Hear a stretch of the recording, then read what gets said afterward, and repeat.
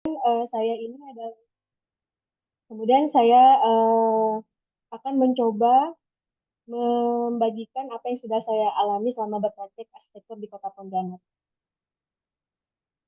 Ternyata kalau kita lihat dari kutipan yang ada di sheet yang saya share ini bahwa adaptasi itu sendiri sebenarnya bukan hal baru bagi kehidupan kita. Bahwa memang sebenarnya kita sebagai manusia itu memiliki nilai biologis dasar untuk terus beradaptasi terhadap lingkungan. Kemudian proses-proses alamiah manusia ini beradaptasi adalah pada dasarnya karena manusia itu memiliki kemampuan kognitif dan insting agar bisa eksis dan hidup pada lingkungan yang terus berubah. Jadi kita tahu sekarang bahwa lingkungan alam kita ini berubah sangat cepat dan sangat dinamis.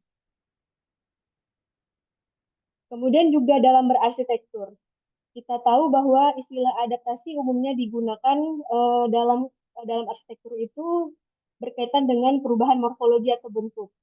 Nah, sebelum adanya arsitek juga sebenarnya kita sudah banyak belajar contoh-contoh dari bagaimana sebuah arsitektur itu beradaptasi dengan arsitektur-arsitektur vernakular Indonesia yang luar biasa banyaknya.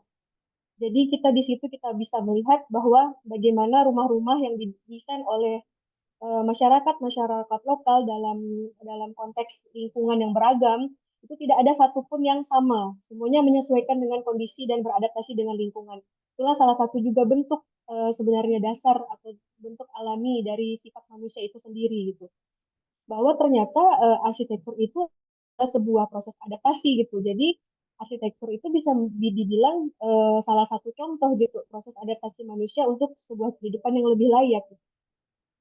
Kemudian kalau kita lihat di sebelah kanan itu ada salah satu pemenang penghargaan sayembara internasional itu juga arsitek Indonesia yaitu Pak Andra Martin dalam The Aga Khan Award for Architecture tahun 2022 itu kita juga kalau teman-teman coba lihat di websitenya Aga Khan itu kita juga akan melihat bagaimana masing-masing arsitek itu beradaptasi untuk menyelesaikan sebuah permasalahan yang ada di konteks masing-masing daerah gitu.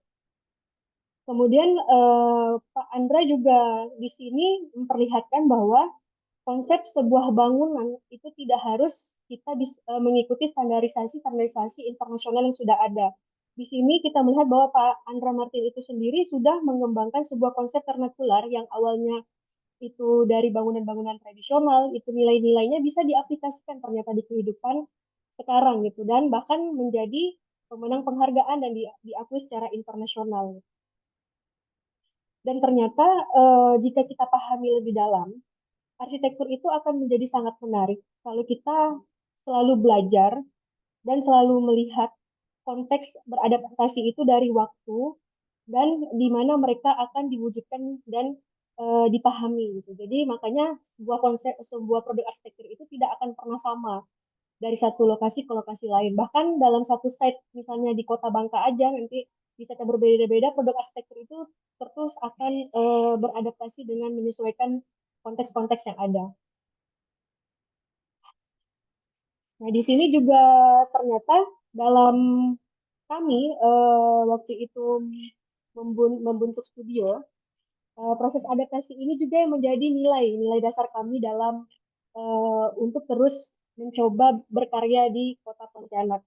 Jadi kami meyakini bahwa sebuah nilai desain adalah sebuah proses kognitif manusia. Jadi sebuah proses di mana kita harus mengoptimalkan cara kerja pikir manusia sehingga sebuah desain yang nantinya kita hasilkan itu tidak hanya menyenangkan secara estetika, tetapi juga mengoptimalkan cara-cara lain gitu, kebutuhan-kebutuhan lain manusia. Kemudian bagaimana caranya bisa fleksibel terhadap perubahan dan harus selalu menyesuaikan diri terhadap proses dan tantangan ke depan. Jadi ternyata secara tidak sadar juga proses-proses adaptasi ini juga nilai-nilainya juga sudah kita aplikasikan khususnya saya dalam membangun studio gitu.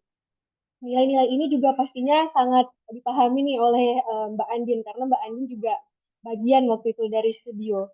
Sehingga mungkin tema ini nih bisa menjadi uh, wadah saya untuk bisa sharing bagaimana caranya studio kami itu beradaptasi dalam melihat potensi dan konteks kota yang dimana kota Pontianak itu merupakan ladang kami untuk berkarya. Nah, perkenalkan teman-teman, ini kota Pontianak, tempat saya lahir dan sekaligus tempat kami berkarya. Jadi Pontianak ini terus mengalami perkembangan yang sangat pesat, menjadi magnet khususnya untuk daerah di sekitar Kalimantan Barat. Kemudian Pontianak ini meskipun memiliki perkembangan yang pesat, tapi luas lahan di kota ini tuh sangat kecil gitu dan dibelah oleh sungai terpanjang di Indonesia yaitu Sungai Kapuas.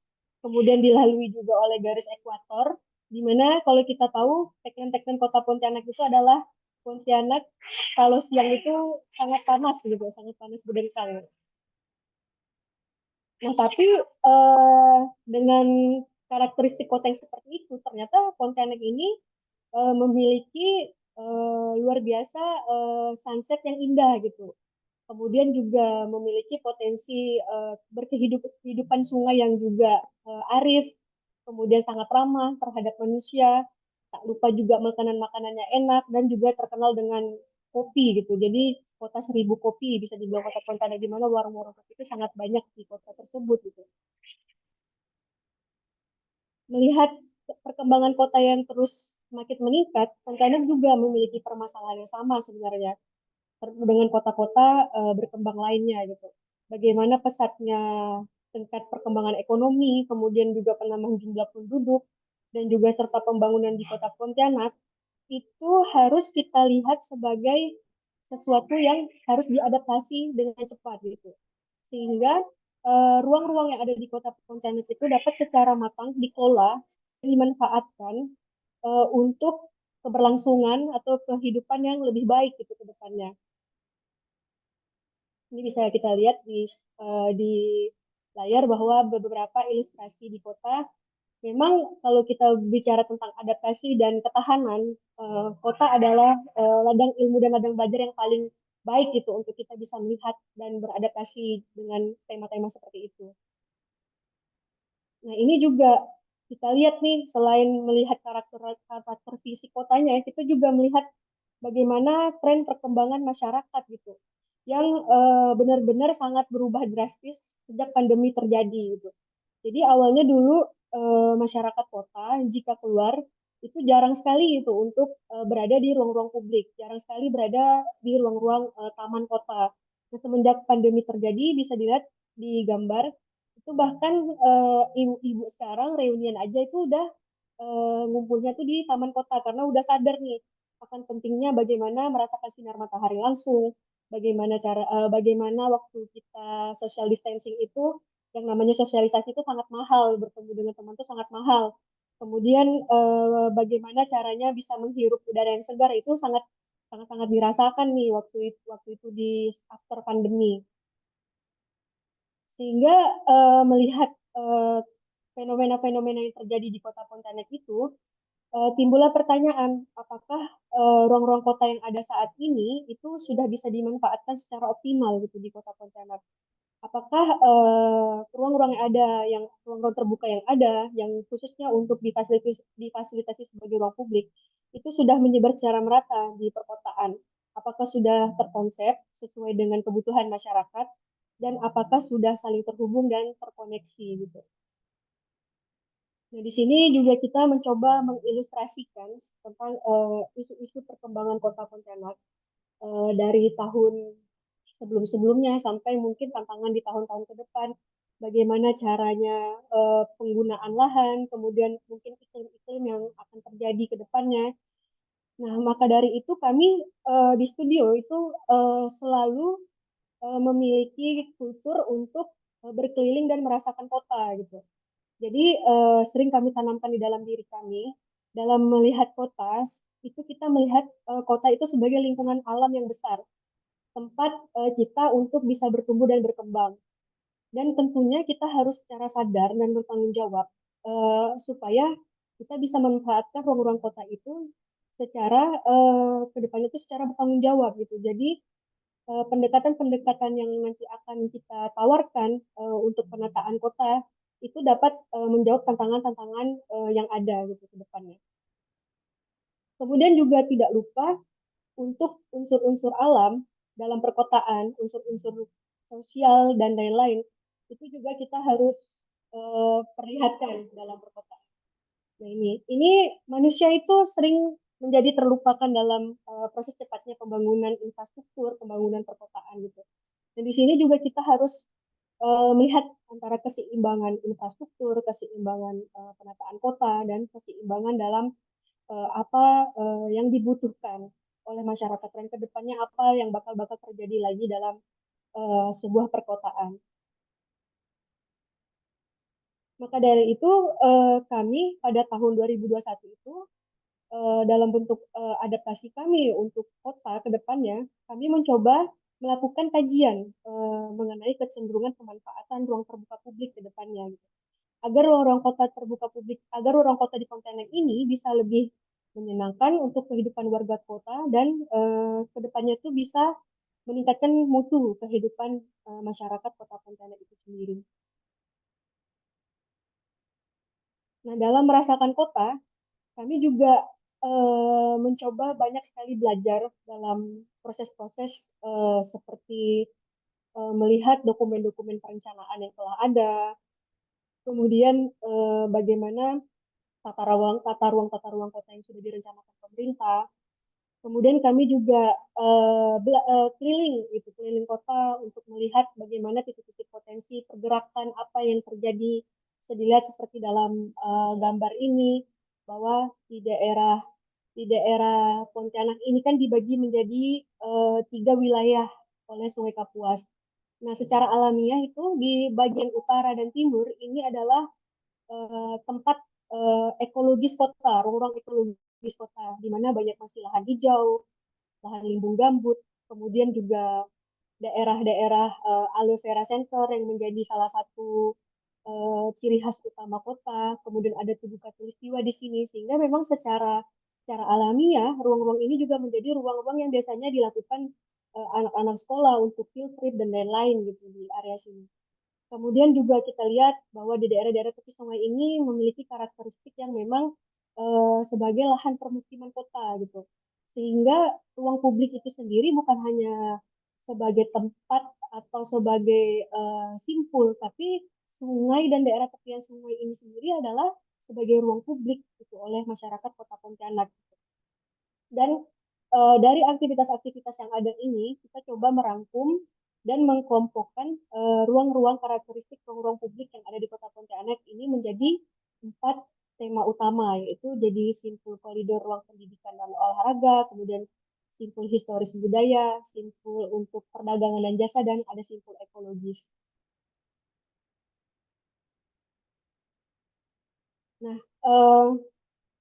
selain itu juga dari simpul-simpul ruang terbuka publik ini, kita uh, sendiri mencoba bertanya gitu kepada diri kita sendiri, bagaimana sih caranya simpul-simpul ruang terbuka ini bisa menyisip ke dalam lingkungan perkotaan yang udah ada. Bagaimana caranya simpul-simpul ini, jaringan-jaringan ini tuh bisa saling terkoneksi.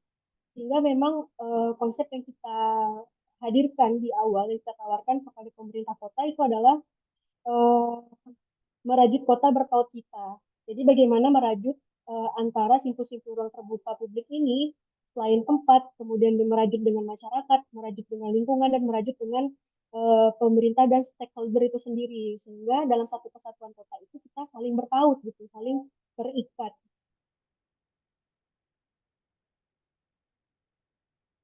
Nah ini juga yang menjadi unik dalam karakteristik kota Pontianak, gitu.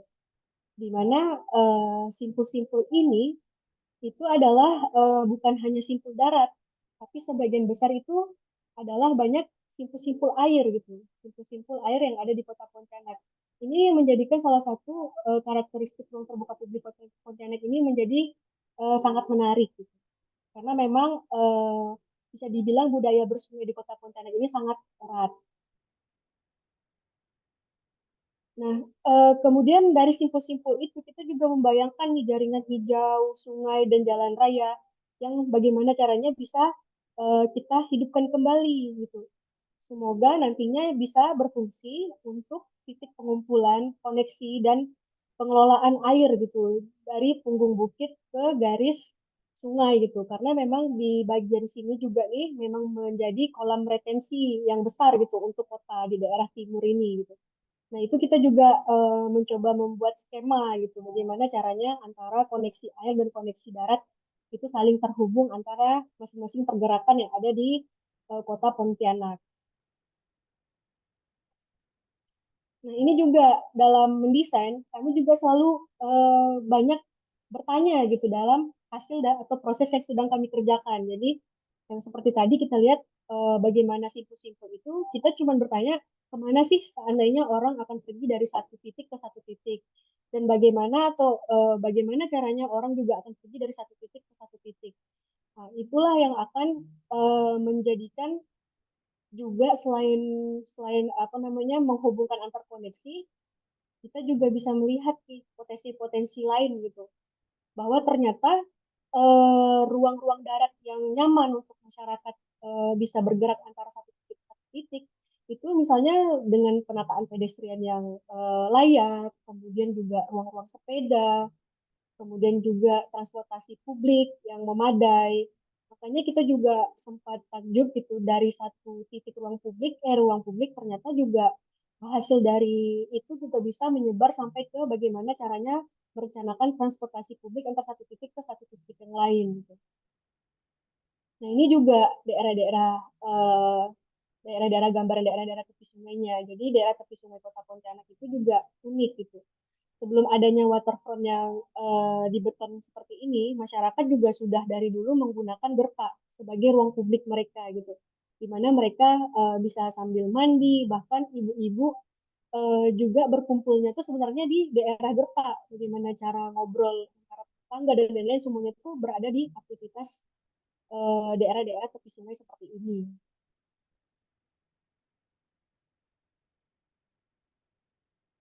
Kemudian juga tujuan kita dari perencanaan ruang terbuka publik ini yaitu ingin mewujudkan lingkungan perkotaan yang menyenangkan gitu.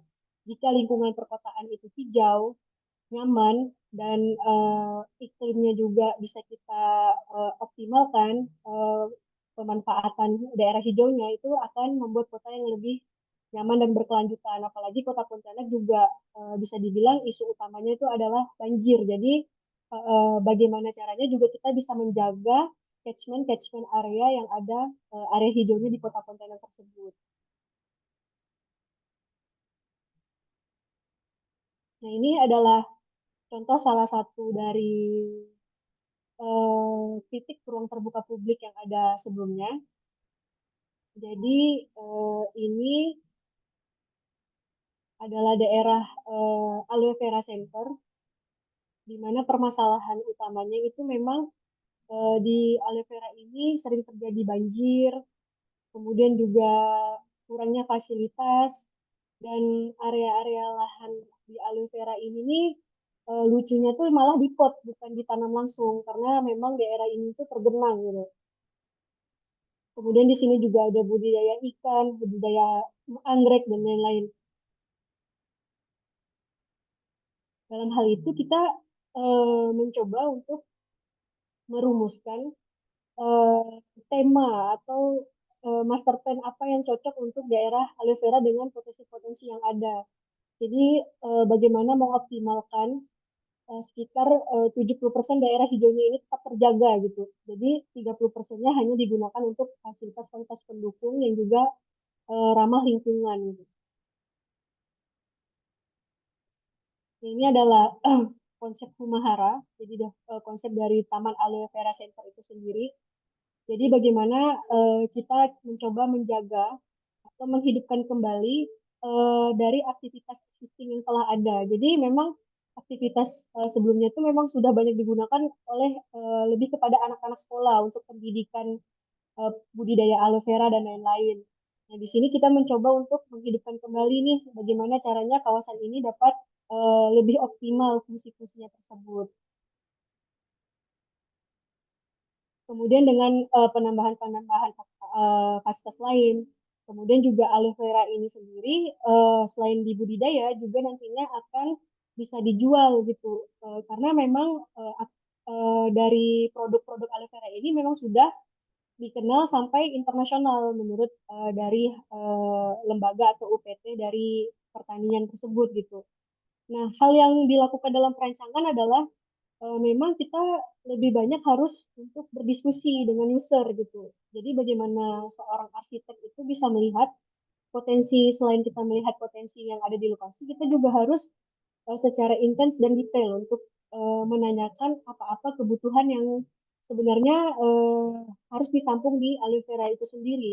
Selain user, kita juga harus melihat bagaimana dampak dari kawasan ini tuh di masyarakat sekitar. Jadi memang masyarakat sekitar di kawasan ini, daerah utara Pontianak ini memang banyaknya dia bertani gitu, masih banyak bertani, bertanam hidroponik dan lain-lain. Nah, mungkin di daerah aloe vera ini nantinya ini kita akan sediakan untuk pasar tani yang memang sudah disetujui oleh UPT dari pertanian itu tersebut gitu. Nah, ini juga bisa membuat masyarakat itu terlibat gitu dalam proses-proses atau dalam penataan-penataan yang dilakukan oleh pemerintah gitu. Nah, ini salah satu contoh juga adaptasi arsitektur dalam sebuah ini sih dalam sebuah perkampungan potensial lah menurut saya di Kota Pontianak. Namanya tuh Kampung Beting. Nah, lucunya tapi kalau kita searching di Google itu Kampung Beting, itu yang kita lihat yang pertama itu adalah Kampung Beting dicap sebagai rawan daerah rawan narkoba gitu. Itu yang menjadi salah satu kontradiksi lah antara perkampungan yang potensial dengan aktivitas yang ada di sana. Tapi ternyata saat tahun 2011 kami mencoba untuk mengenal lebih dalam terhadap kampung ini, dan kami dibuat takjub gitu dengan warga kampung yang ternyata itu baik gitu, ramah dan sangat terhadap orang-orang baru gitu. Dan ternyata stigma-stigma itu hanya berupa stigma yang dilekatkan kepada salah satu oknum gitu, bukan kepada kampungnya itu sendiri, sehingga yang menanggung warga kampung.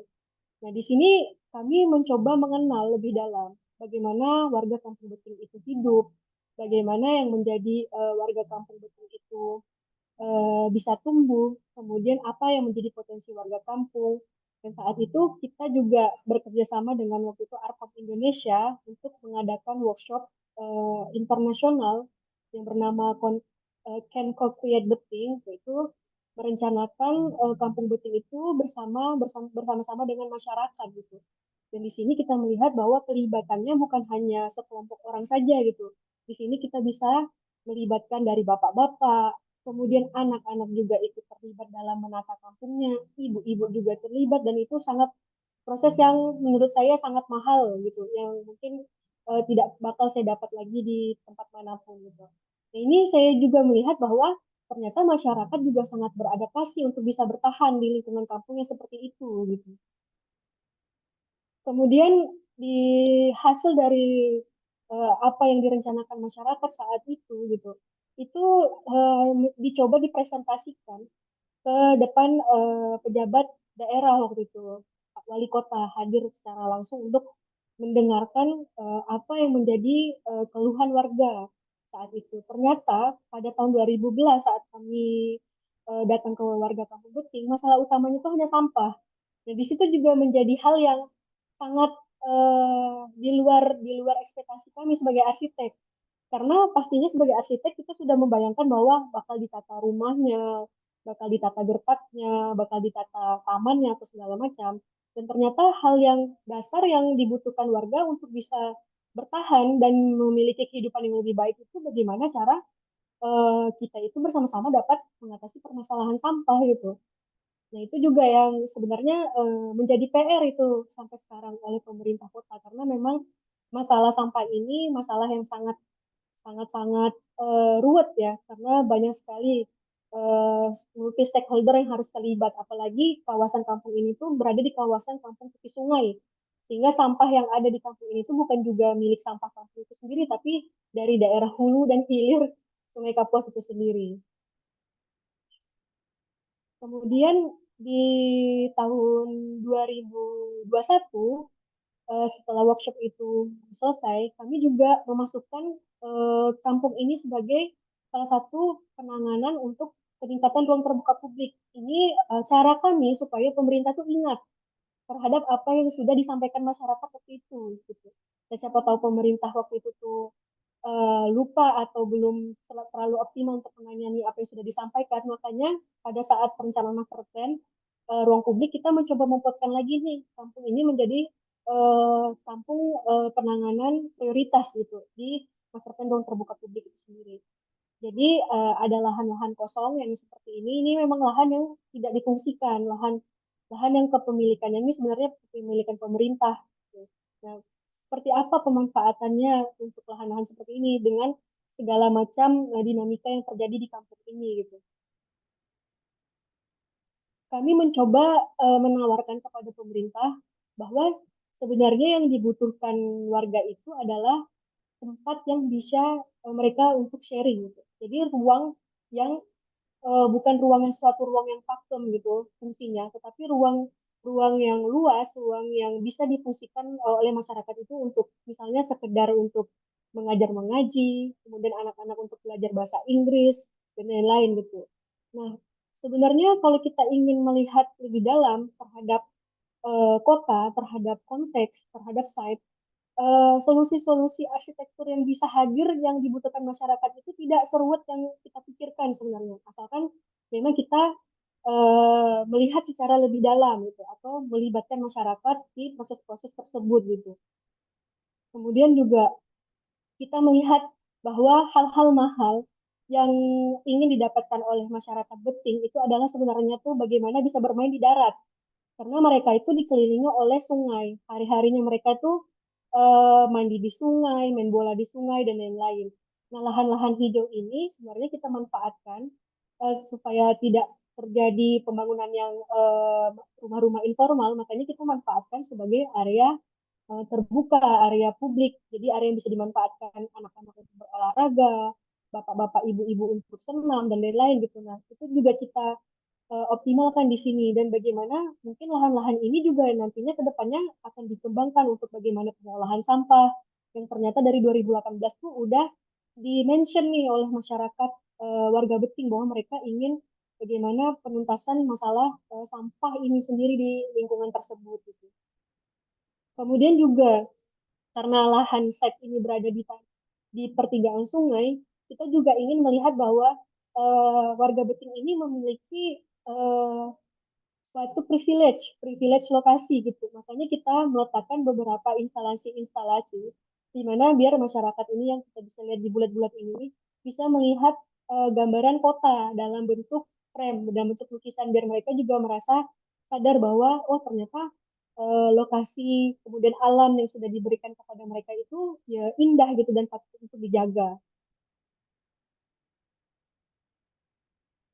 Nah, dalam proses-proses tersebut, dalam proses-proses kita beradaptasi dalam arsitektur, kemudian bagaimana kita menghasilkan sebuah karya yang tentunya harus sesuai dengan peruntukan, fungsi, dan melihat tantangan ke depan, kita juga harus berdiskusi antar multi stakeholder seperti yang di master plan terbuka publik ini.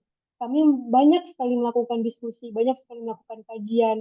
Kemudian kami juga banyak melakukan umpan balik, pertanyaan-pertanyaan, jika itu, bagaimana, dan lain-lain.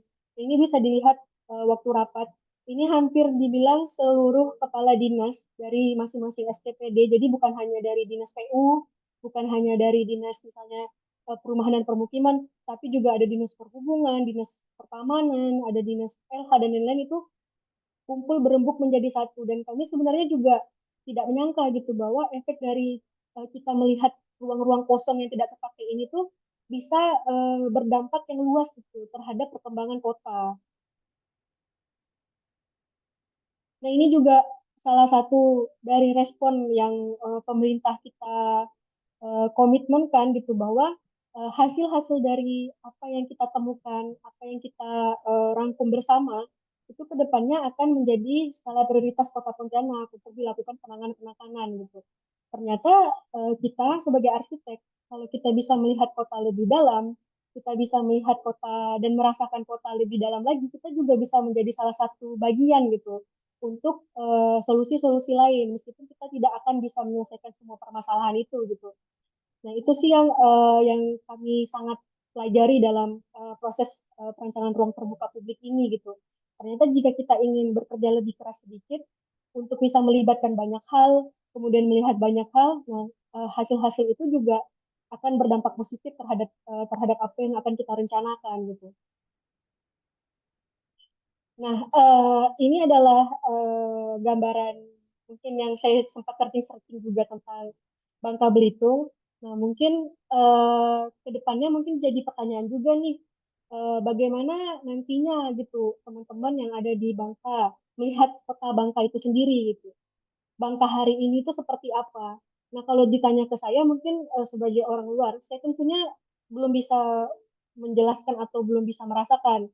Nah, tentunya hal ini patut dipertanyakan kembali gitu. Bagaimana cara-cara beradaptasi arsitektur gitu untuk khususnya di kawasan Bangka itu sendiri dengan segala potensi yang ada, dengan skala potensi tambang, dengan skala potensi laut, dengan skala potensi sumber daya alam, salah satunya pala ini yang sempat saya tadi juga searching gitu. Yang itu sebenarnya bisa dibalikan lagi tuh pertanyaan-pertanyaan itu ke teman-teman semuanya gitu. Bagaimana teman-teman melihat Bangka atau Belitung hari ini, Bangka Belitung hari ini, dan bagaimana teman-teman membayangkan sebenarnya Bangka ke depannya akan seperti apa gitu. Itu juga yang menjadi dasar pemikiran kami waktu merencanakan masa depan ruang terbuka publik Kota Pontianak. Dengan kami melihat tiba-tiba pandemi, tiba-tiba pergerakan ramai, tiba-tiba macet. Nah, itu yang kami selalu tanyakan dalam studio. Bagaimana studio ini bisa beradaptasi? Bagaimana studio ini setidaknya bisa menjadi menyumbangkan sedikit pemikiran atau problem solving untuk kota yang sangat uncertainty gitu. Nah, itu sih yang mungkin menjadi refleksi atau bahan yang bisa secara singkat saya share kepada teman-teman semuanya. Nah, mudah-mudahan kurang lebihnya saya mohon maaf dan terima kasih.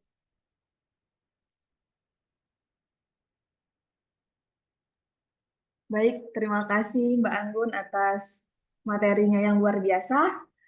Eh, kita akan berlanjut ke sesi tanya jawab atau diskusi.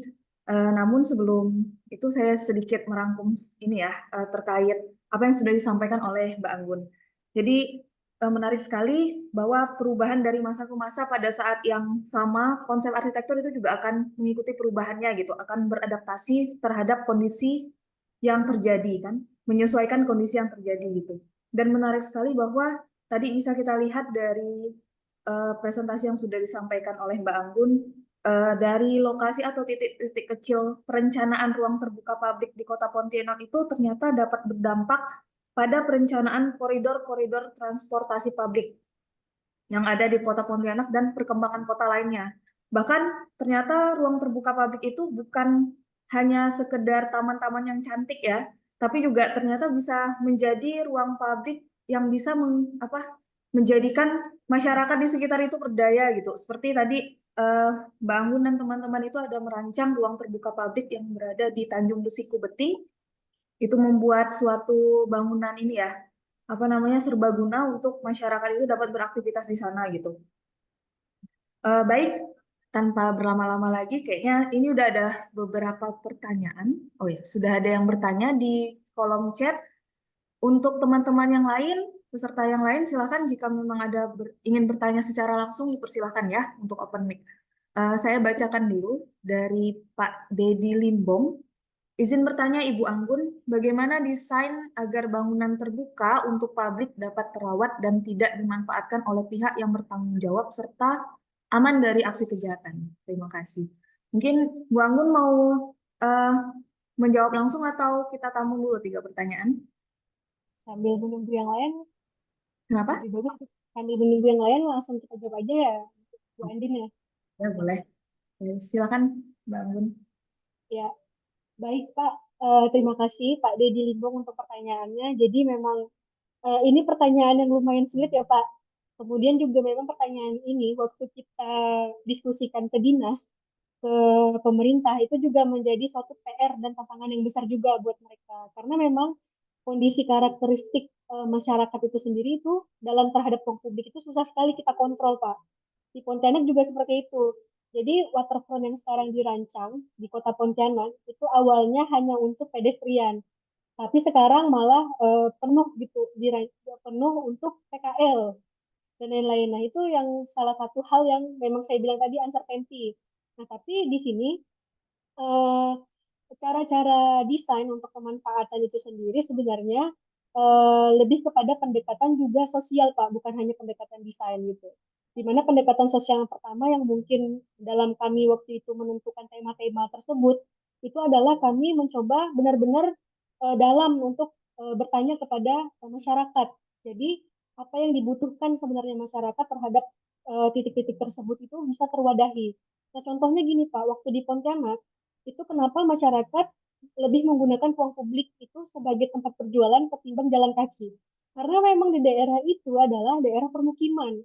Daerah permukiman yang dimana masyarakatnya memang banyak yang berjual makanan tradisional, kemudian banyak yang berjual daerah kue-kue tradisional. Nah, mungkin dalam perencanaan sebelumnya itu belum melihat konteks lokasi lebih dalam. Mungkin itu bisa jadi catatan juga.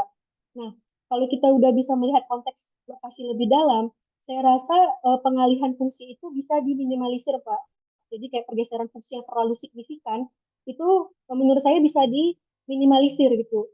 Nah, tapi untuk hal-hal seperti yang nantinya aman dari aksi kejahatan dan lain-lain itu lebih kepada faktor-faktor teknis sebenarnya dalam proses-proses desain yang lebih detail nantinya.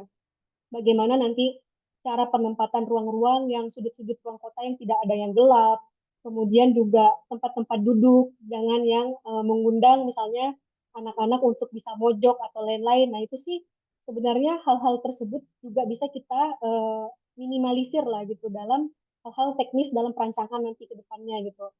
Nah, tetap sih ke depannya lagi yang paling menjadi PR juga adalah bagaimana cara maintenance. Nah, itu juga menjadi sangat PR tuh, Pak, untuk desain-desain ruang publik yang ada di Kota Pontianak. Karena setahu saya memang bagian pemeliharaan ini bagian yang paling sulit.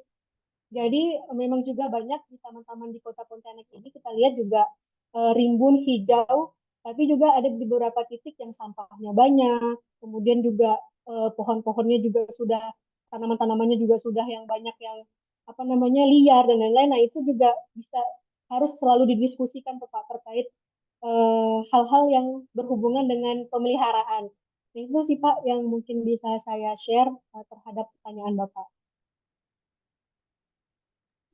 Baik, Mbak Anggun, bagaimana Pak Deddy Limbong? Apakah sudah bisa menjawab untuk Ya, pertanyaan? sudah cukup, Ibu. Makasih. Ya, silahkan teman-teman yang lain jika ada yang ingin didiskusikan lebih jauh, terutama untuk mahasiswa semester 5 ya nantinya ya, di semester depan ini, angkatan 2022 yang akan juga ini ya, studionya terkait dengan kawasan. Mungkin akan banyak gitu yang akan didiskusikan oleh Mbak Anggun. Silakan teman-teman.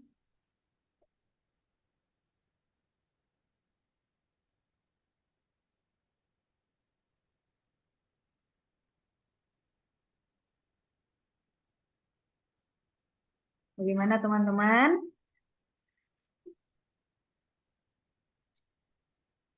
Kalau malu bisa chat di kolom chat aja. Ya.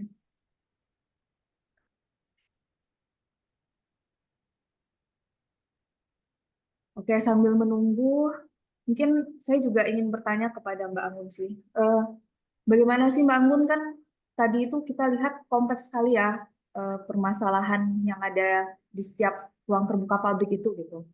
Nah, bagaimana itu langkah-langkah gitu, apalagi nanti untuk yang adik-adik mahasiswa yang akan melakukan studio, langkah-langkah atau metode gitu dalam menggali eh, apa data-data sehingga bisa memunculkan ide-ide yang tepat sasaran gitu dan juga konsep-konsep yang tepat sasaran di lokasi perancangannya.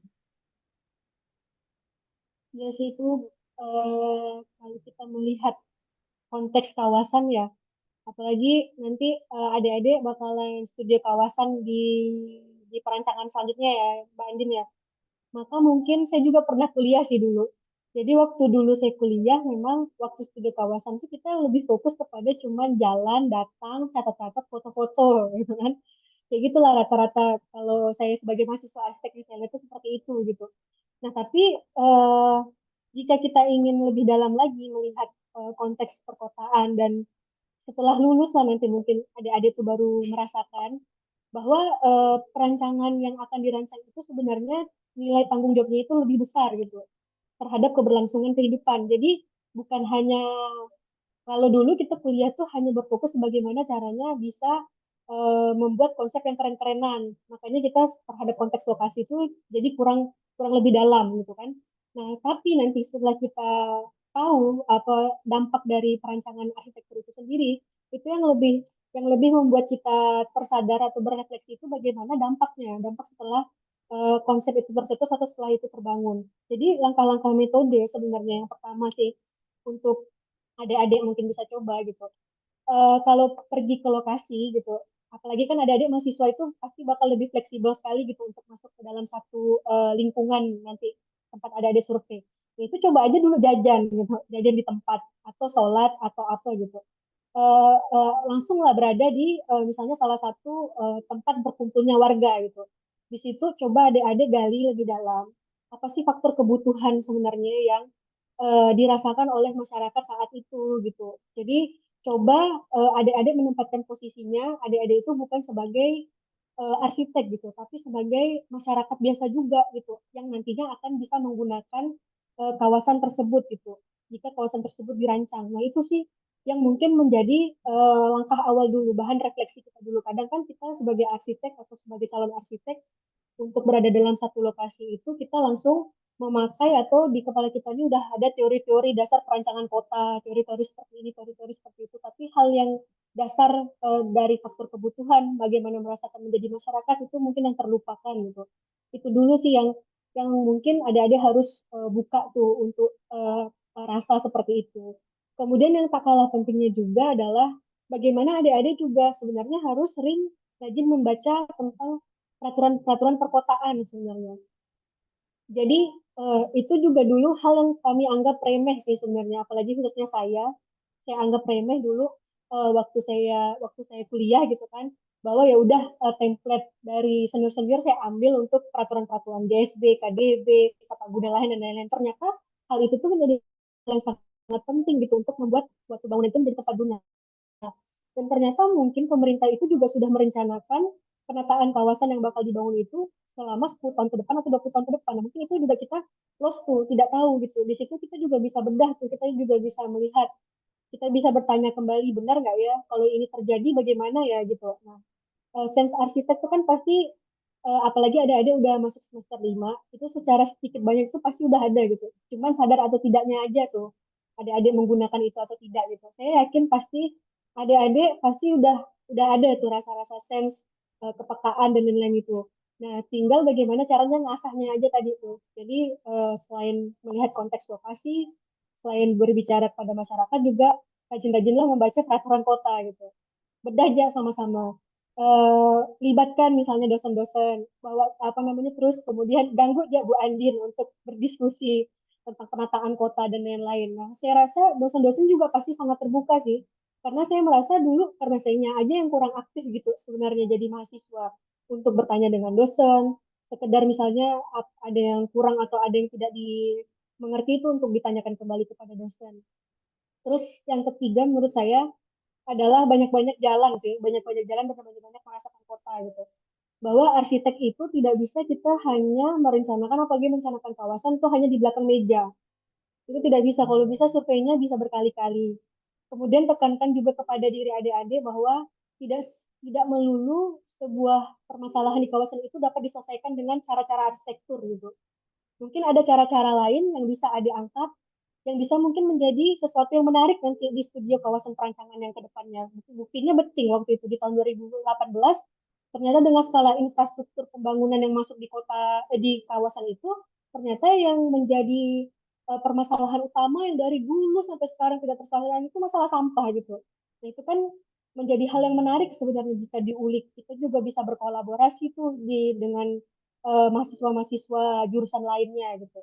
Itu sih mungkin yang bisa kita share lah gitu. Bisa saya share berdasarkan pengalaman pribadi saya, Mbak Andin. Oke, terima kasih Mbak Anggun atas jawabannya. Bahwa yang tadi saya tangkap adalah kita harus peka terhadap faktor kebutuhan masyarakat sehingga kita bagaimana caranya yaitu bagaimana kita menempatkan diri juga sebagai masyarakat gitu, bukan sebagai kacamata kita sebagai seorang arsitek gitu. Karena kita kan orang luar kan. Bagaimana kita menempatkan diri sebagai masyarakat juga itu dengan mencoba berbaur juga dengan masyarakat di sekitarnya ya, Mbak Anggun ya. Kemudian terkait bagaimana rajin membaca, baik itu peraturan maupun teori-teori tentang arsitektur, dan juga banyak-banyak jalan. Ini part yang paling saya suka sih karena banyak-banyak jalan ya untuk menangkap Dan isu yang jajan. dan jajan. Oke, di sini udah cukup banyak pertanyaan, ada 3 pertanyaan. Jadi akan saya bacakan satu persatu karena waktu kita juga masih cukup lama, mungkin sampai jam 11 atau setengah 11 ya Mbak Anggun ya. Jadi diskusi juga bisa lebih lama. Eh, Mungkin teman-teman bisa diskusi 2 arah.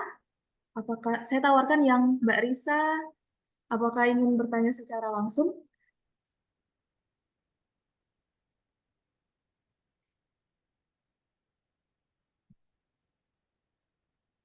Oke, kayaknya tidak ya, ini saya bacakan saja kalau begitu. Selamat pagi Mbak Anggun, izin bertanya apakah tantangan terbesar ketika melakukan proses desain di daerah Beting? Terima kasih.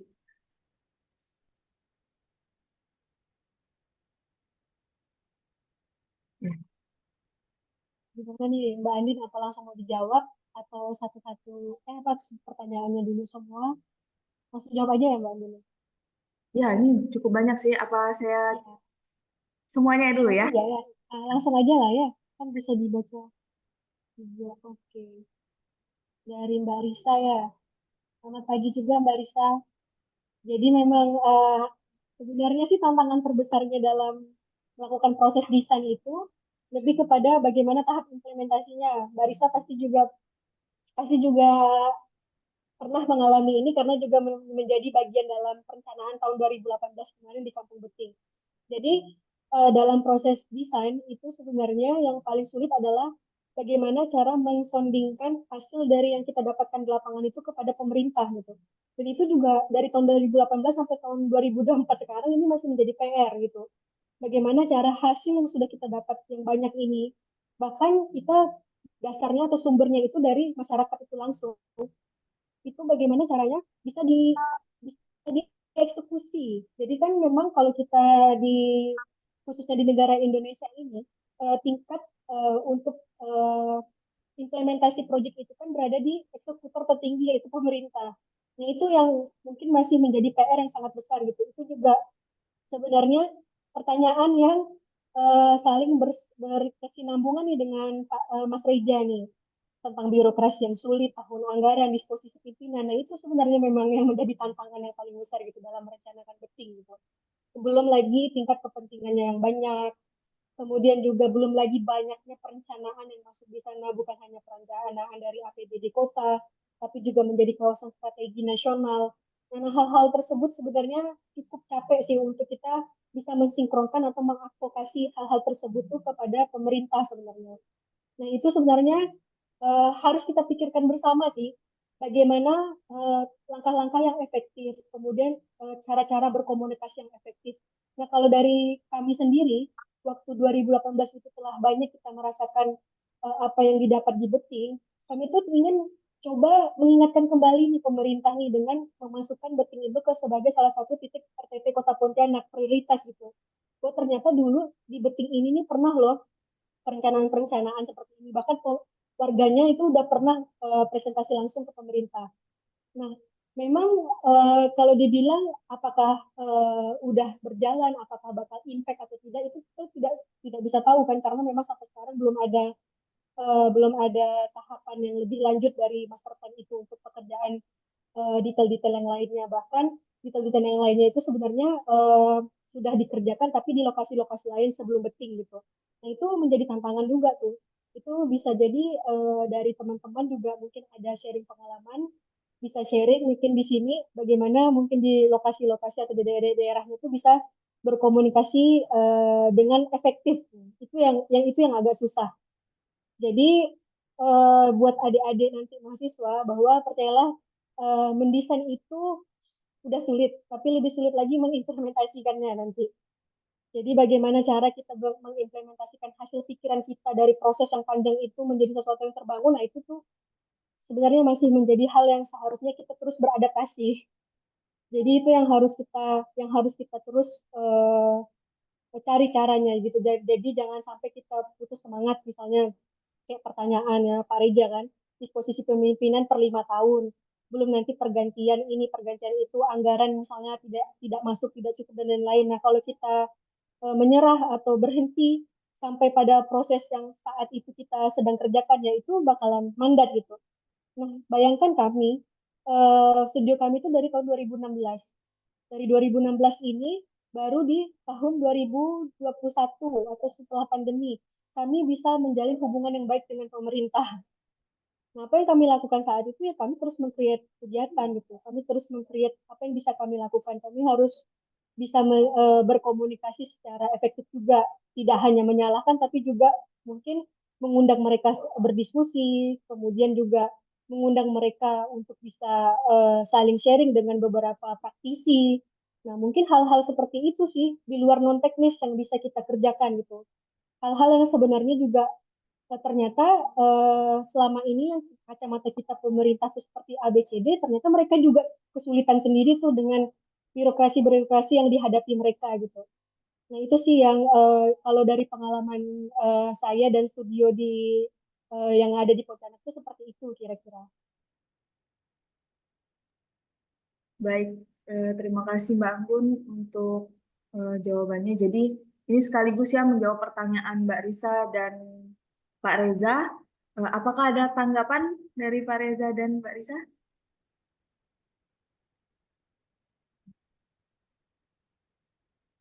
Jika tidak ada tanggapan, maka saya akan membacakan lagi untuk pertanyaan selanjutnya dari Misbah Khairulana. Izin bertanya Kak, terkait treatment kawasan pabrik yang tidak sesuai dengan konsep green arsitektur.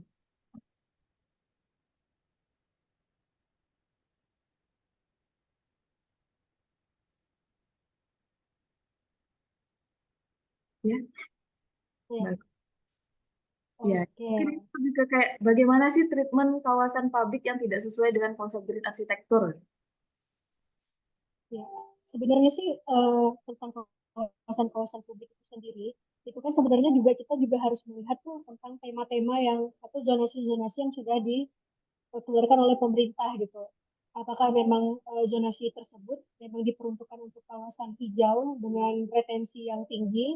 Apakah memang di kawasan tersebut ruang terbuka publiknya memang difungsikan untuk publik gitu?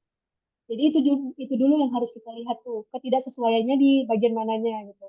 Kemudian terkait konsep konsep green architecture ini kan harus dibalikan lagi dengan bagaimana memang konsep yang ingin dihadirkan dalam konsep tersebut gitu. Kalau misalnya tidak sesuai dengan konsep green architecture itu tidak sesuainya itu apakah dalam proses pelaksanaannya atau dalam proses yang seperti apa gitu kan? Itu yang harus kita tanyakan dulu tuh gitu. Kalau misalnya konsep green architecture itu dari arsiteknya, tentunya dia sudah pastinya ada kaidah-kaidah atau poin-poin yang harus diimplementasikan tuh dalam produk perencanaan. Biasanya sih seperti itu gitu. Tapi kalau misalnya proses itu diimplementasinya tidak sesuai, berarti kan itu ada miss antara proses pelaksanaan dengan proses pengawasan pada saat di lapangan. Biasanya sih seperti itu sih yang saya tahu gitu dalam penerapan konsep itu sendiri. Mungkin eh, apa namanya dari Mbak Misbahnya konsep green seperti apa sih maksudnya yang tidak sesuai itu mungkin bisa di-share atau seperti apa? Ya, silakan Kak Misbah, ini tadi ditanya balik oleh narasumber, eh, konsep green arsitektur yang seperti apa yang Kak Misbah maksud nih untuk di Mm-mm. kawasan ruang terbuka publik itu.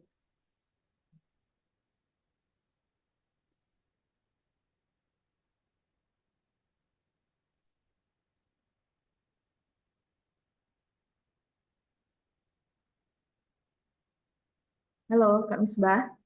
Bagaimana?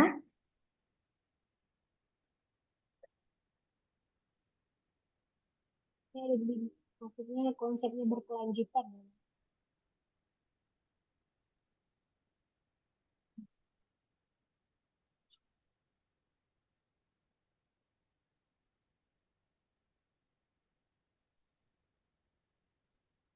Oh, jadi maksudnya adalah konsepnya yang berkelanjutan.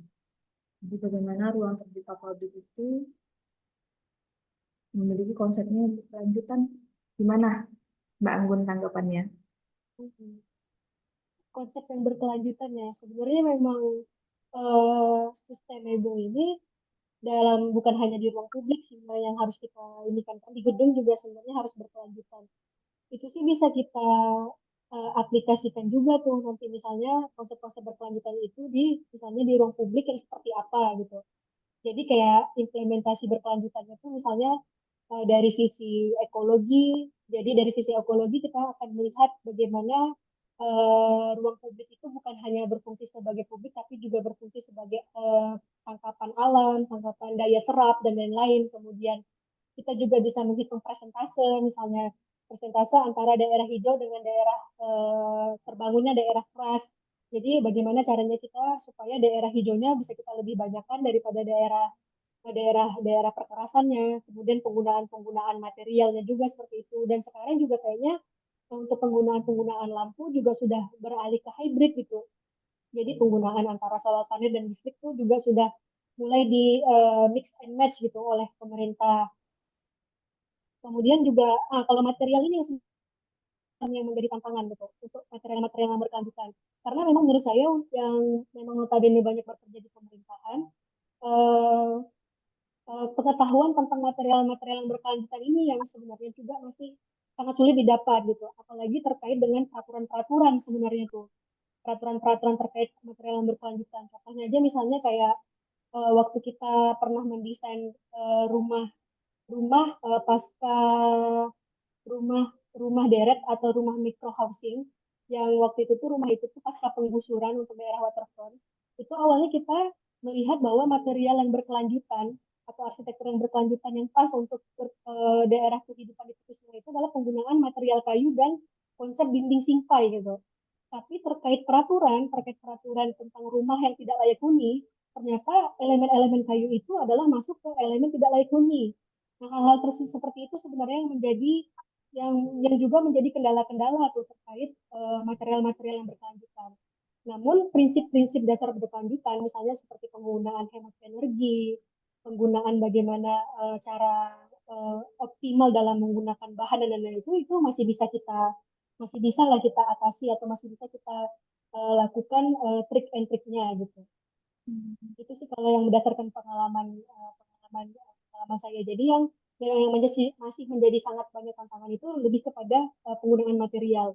Tapi secara prinsip arsitektur berkelanjutan itu masih bisa diimplementasikan tuh nanti tuh di dalam sebuah proses perancangan ruang terbuka publik. Tinggal bagaimana cara kita menyampaikan itu kepada pemerintah agar ruang terbuka publik atau ruang publik yang nanti bakal kita bangun itu bisa sesuai dengan apa yang kita rencanakan. Terima kasih Mbak Anggun. Bagaimana Kak Misbah? Kalau kita tangkap tadi dari penjelasan Mbak Anggun bahwa eh, dalam desain apapun ketika kita berbicara berkelanjutan ya kita harus melihat dulu gitu kan kondisi dari existing yang akan kita rancang gitu. Apakah misalnya salah satunya ya penggunaan material tertentu, apakah material tersebut cocok gitu untuk kita pakai. Misalnya aja kita merancang eh, ruang publik ya atau taman untuk anak anak-anak gitu kan atau misalnya lansia gitu. Apakah kita memilih material yang licin atau tidak gitu. Nah, itu kan eh, bagaimana si berkelanjutan itu dapat diterapkan pada desain tersebut gitu. Bagaimana Kak Misbah? Oke, terima kasih atas penjelasannya. Nah, ini juga udah cukup banyak pertanyaan, jadi saya bacakan satu persatu lagi.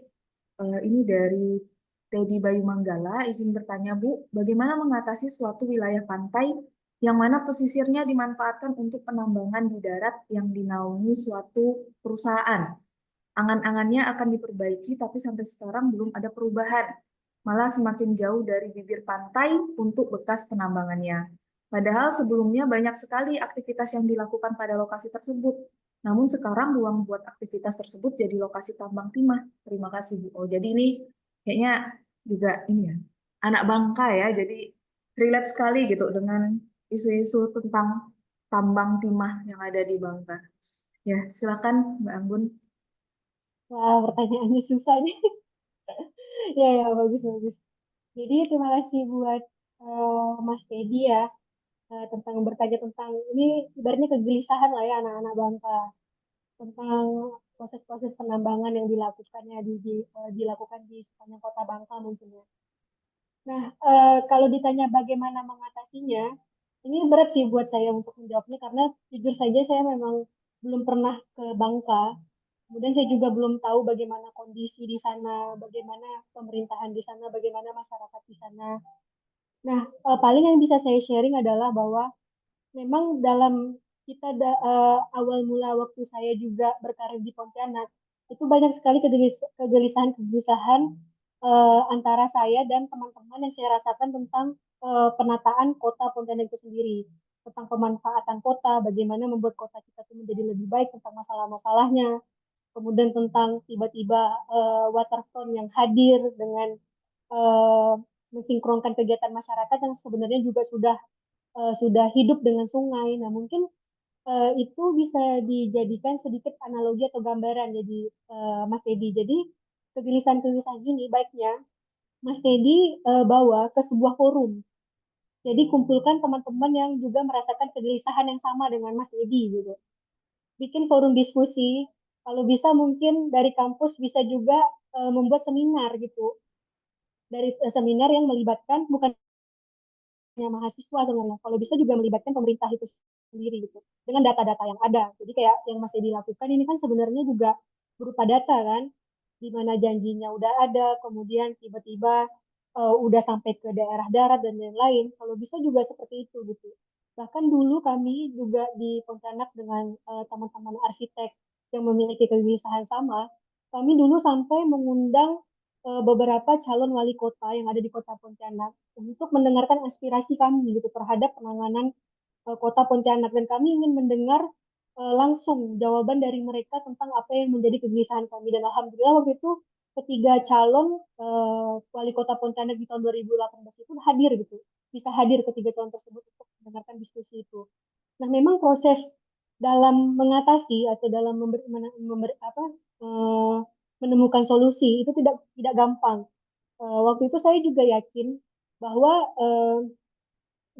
hasil dari sebuah forum itu meskipun tidak ada sebuah solusi, tapi bisa menimbulkan kegelisahan dan bisa membuat para audiens itu berpikir itu sudah menjadi satu goals yang besar kalau menurut kami waktu itu. Nah, mungkin kegelisahan ini harus harus disuarakan lebih lantang gitu, disuarakan lebih banyak orang. Karena jika disuarakan oleh satu orang, tentunya bakalan dianggap seperti sesuatu yang tidak penting gitu.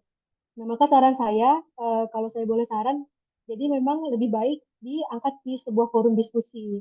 Apalagi kalau misalnya Mas Edi bisa mengadakan forum diskusi itu ke lokasi tersebut, gitu. Misalnya dengan warga sekitar, atau warga sekitarnya bisa kita undang untuk berada dalam suatu forum diskusi tersebut. Misalnya juga bisa, kalau misalnya kampus juga apa namanya berkenan untuk memadahi itu malah lebih kuat sih sebenarnya untuk forum-forum diskusi seperti itu gitu. Nah, dulu juga waktu saya baru lulus dari kampus di tahun 2014 bersama Kak Andin, kemudian bersama ada juga tadi Kak Risa, itu kami memiliki kegelisahan yang sama nih. Yang pertama, kami gelisah tapi tidak tahu menyampaikannya kemana. Kami risih dengan kondisi perkotaan, tapi kami tidak tahu juga menyalurkannya kemana gitu. Nah, maka dari itu kami coba mengumpulkan teman-teman yang sama-sama memiliki kegelisahan yang sama untuk membuka suatu forum diskusi antara warung kopi ke warung kopi aja dulu. Dan ternyata di tahun 2018 sampai bisa mendatangkan wali kota. Nah, kita tidak tahu nanti seandainya Mas Teddy bisa untuk coba pelan-pelan membuka forum-forum diskusi. Kita tidak tahu nanti ke depannya mungkin 2 tahun lagi, 3 tahun lagi, hasil-hasil keluhan dari Mas Teddy ini bisa apa namanya ditemukan solusi secara bersama gitu oleh masyarakat di Bangka itu sendiri gitu. Kalau dari saya sih itu sih, karena memang permasalahan ini kompleks ya, apalagi masalah tambang. Itu pasti banyak sekali birokrasinya. Bagaimana, Mas Teddy? Ada tanggapan? Saya rasa juga ini ya udah menjawab gitu untuk pertanyaannya bahwa memang masalah seperti ini memang cukup kompleks gitu karena kalau misalnya masyarakat biasa mungkin tidak cukup bisa untuk menyelesaikannya sendiri gitu tanpa ada eh, apa eh, kolaborasi dengan stakeholder lainnya. Sama Oke. ini sih mungkin yang perlu ditekankan lagi tuh kepada kita tuh bahwa kita tuh wajib untuk memiliki nilai-nilai kolektif, Din. Jadi mungkin dulu kan waktu kami juga merasa sih waktu di baru-baru selesai perkuliahan bahwa nilai-nilai kolektif itu sangat jarang kita temui gitu, sangat jarang kita rasakan. Jadi nilai-nilai kolektif itu kayak nilai-nilai yang menjadi keresahan bersama tadi yang kata Mas Teddy. Jadi nilai-nilai keresahan bersama, nilai-nilai merasa bangga bersama, nilai-nilai merasa memiliki bersama misalnya di bangsa atau di mana. Nah itu tuh sebenarnya yang harus dipupuk sebenarnya dari zaman kuliah atau nantinya dari setelah kuliah juga nggak apa-apa gitu. Dari hal itu dulu sih sebenarnya kalau itu udah enak, maka kita tuh kalau bergeraknya juga akan secara kolektif jadinya gitu, bukan secara pribadi gitu. Itu mungkin bakal bisa lebih kuat sih setidaknya untuk menyuarakan apa yang menjadi kegelisahan kita gitu. Jadi suara kolektif itu juga menjadi suara bersama ya. Maksudnya tuh Hmm. semakin kuat gitu daripada kita menyuarakannya sendiri gitu ya terhadap isu-isu yang terjadi. Oke, kita lanjut. Mungkin ini dua pertanyaan terakhir ya Mbak Anggun. Ya. Eh, dari Amika Putri, izin bertanya Kak, bagaimana tanggapan Kakak tentang kawasan yang tidak sesuai dengan kebutuhan masyarakat yang hanya mengedepankan keinginan pribadi? Terima kasih. Tanggapannya sih memang eh, sering sih kita jumpai hal-hal seperti itu gitu.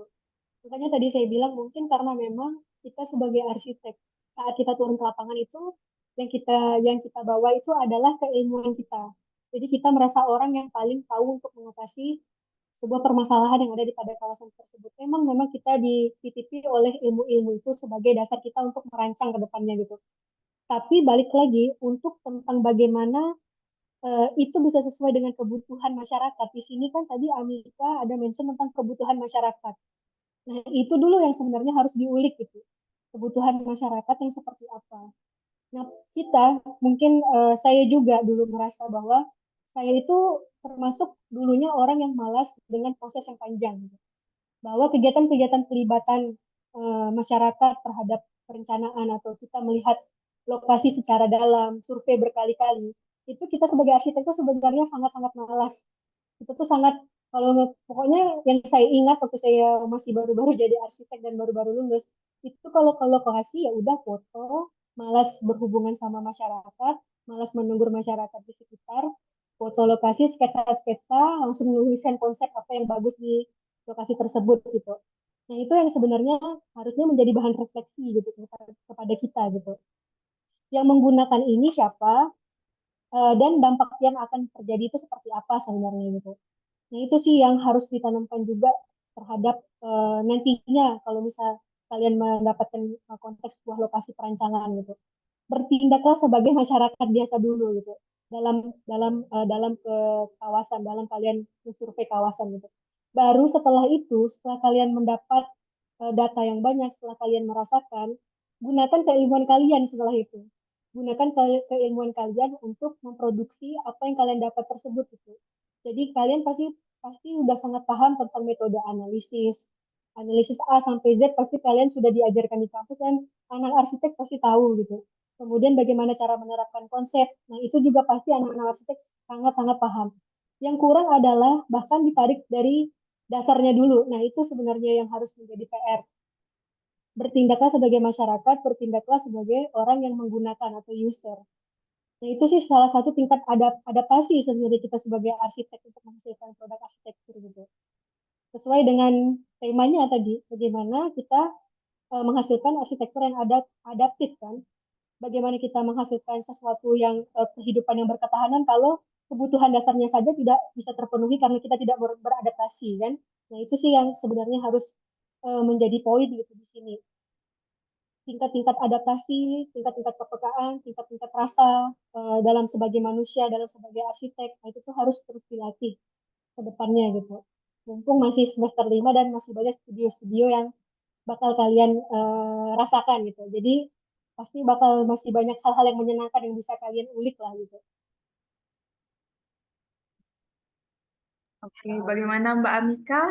Apakah ada tanggapan?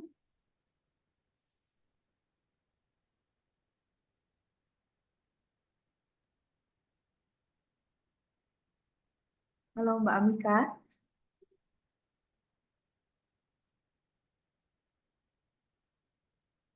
Baik, jika belum ada tanggapan, kita lanjut ke pertanyaan berikutnya. Ini dari Ibu Rizka Feli. Mbak Anggun, terima kasih atas pemaparannya. Saya mau bertanya, dalam proses desain biasanya kita memiliki banyak pilihan. Kira-kira konsep apa yang akan diaplikasikan pada desain kita? Apalagi jika bekerja dalam tim, banyak orang tentunya banyak opsi konsep yang tercipta. Pertanyaannya, bagaimana proses Mbak Anggun dan tim untuk menentukan konsep yang ideal untuk desain tersebut? Dan bagaimana memastikan bahwa konsep tersebut sudah ideal? Terima kasih sebelumnya. Terima kasih Bu Rizka, pertanyaannya bagus sekali Bu. Jadi memang eh, apalagi kalau di studi arsiteknya itu isinya arsitek semua ya Bu. Nah itu bakalan pasti sering ribut sih waktu berdiskusi tentang penentuan konsep dan lain-lain.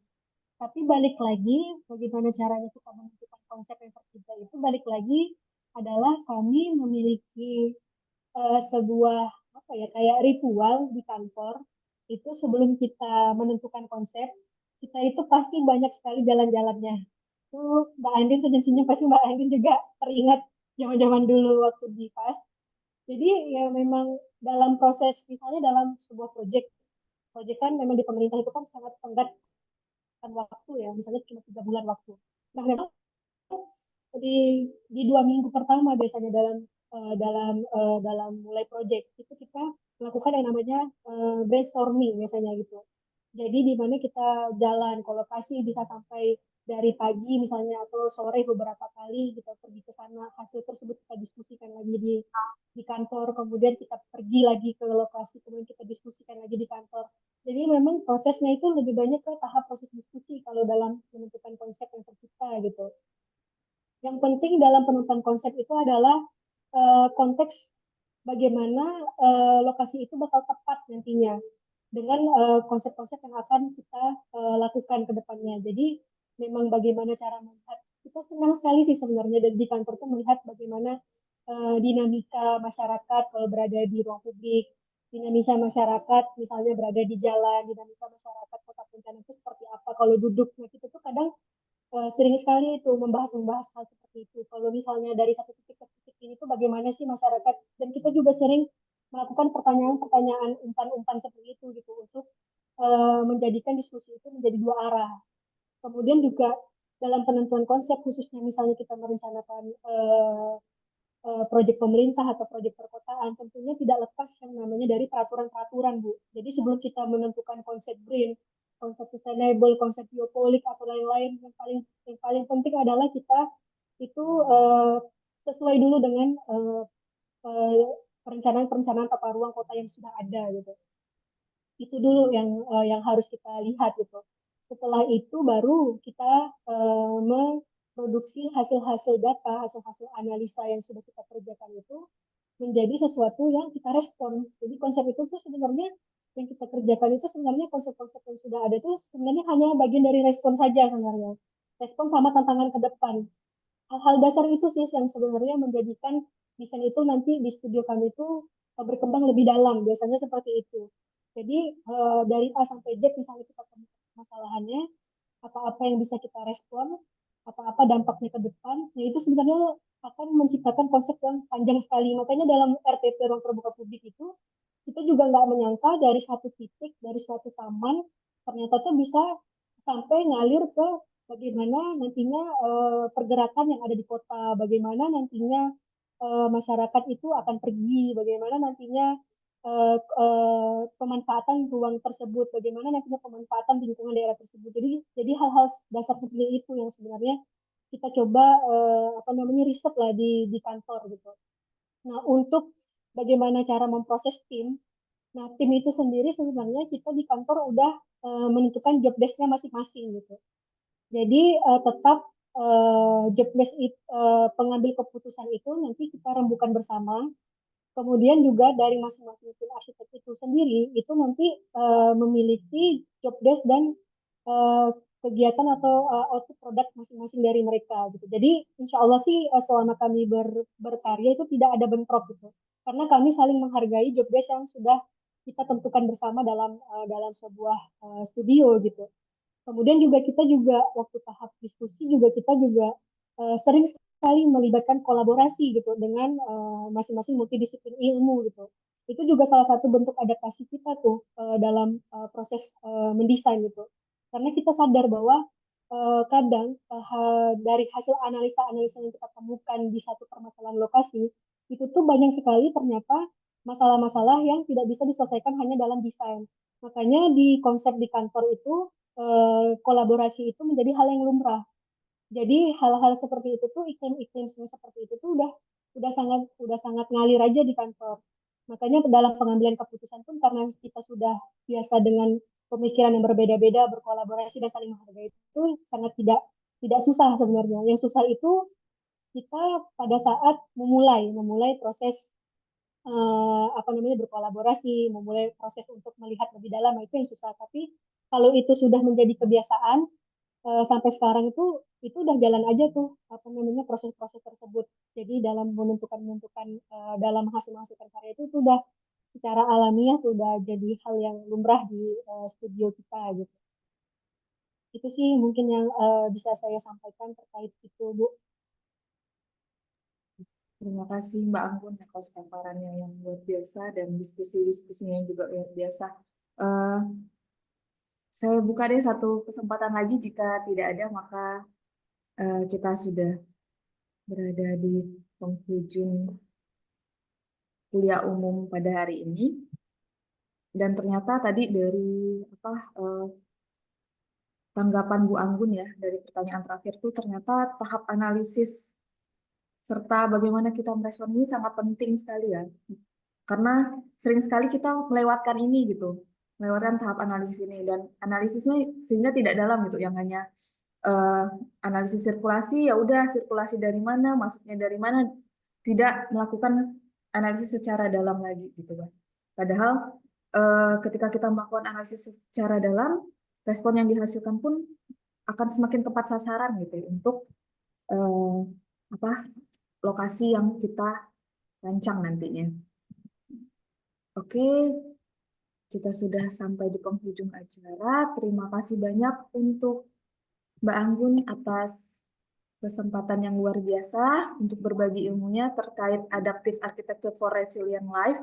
Jadi spill sedikit eh, terkait untuk studio semester depan di kuliah kuliah studio semester 5 itu akan terkait dengan bagaimana teman-teman nantinya akan mendapatkan studi kasus eh, bagaimana desain yang kalian rancang itu bisa beradaptasi terhadap isu pasca tambang di Bangka Belitung.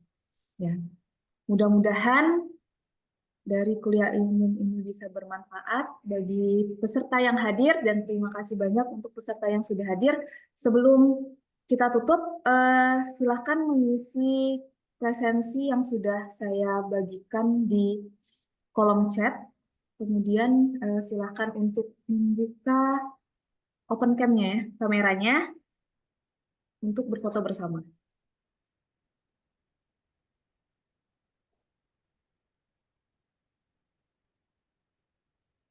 Silakan teman-teman semua. Hmm, Untuk dibuka kameranya, kita bisa berfoto bersama.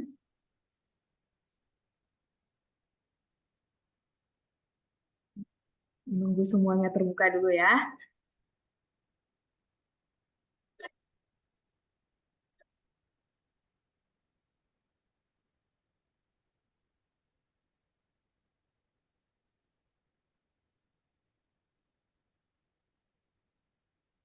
Berarti ini kebanyakan mahasiswa semester 5 lah ya, Bu Andin ya.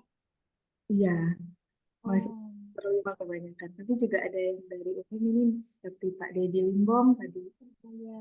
ada Mbak Tidi, ada yang lain. Mm-mm. Terima kasih sudah hadir. Ya, kemungkinan ini juga salah satu pengantar ya untuk nanti mereka menjalani studio di semester 5 ke depannya. Jadi bersiap-siap ya. Tapi sekarang Seru ini banget ya. lagi liburan nih.